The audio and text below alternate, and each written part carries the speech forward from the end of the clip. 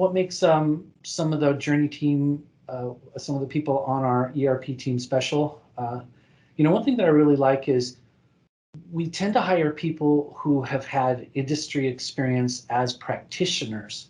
In other words, they didn't just come out of school and go to work for a Big Four accounting firm as a consultant, and they've known nothing but hourly billing consulting work.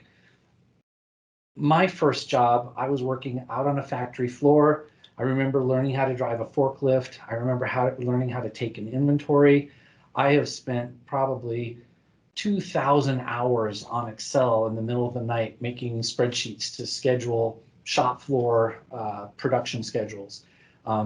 I've done so much time learning how to write relational reports.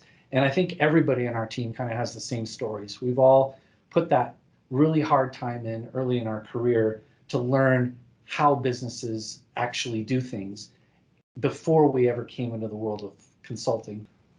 So I think that real world experience that we have, at a certain point, you've done it many times as a practitioner, you've added a lot of value, and you wake up one morning and realize that you can actually do your best service to the industry by offering up all of that knowledge that you've gained in a much more efficient way. And I think that the consulting practice is actually a better way for us to use our skills when we reach a certain point. We actually made most of our mistakes 20, 30 years ago, right? Everybody makes mistakes. That's how you learn. That's how you grow. And when you're young, that's what you're doing. At a certain point, you stop making mistakes and you start realizing, hey, everything I'm doing is for the most part working.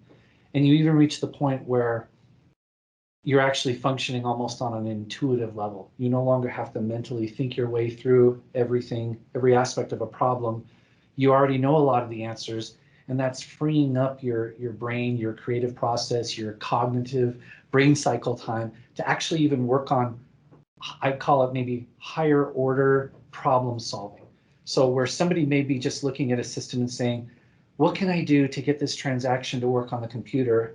We're thinking, what can we do so that when that transaction is completed on the computer, we have useful data that we can use to anticipate where the business is going in the future, and then we can use that information to change our behavior to get better business results. So once you reach that point, I think in your career as a practitioner, where you have that kind of a skill, you're still going to, when you're working at that company, hit a point where you're no longer have much more to offer. But as a consultant, we're able to offer that to 10 companies a day, every day of the week. And so it's just a much better use of our skills.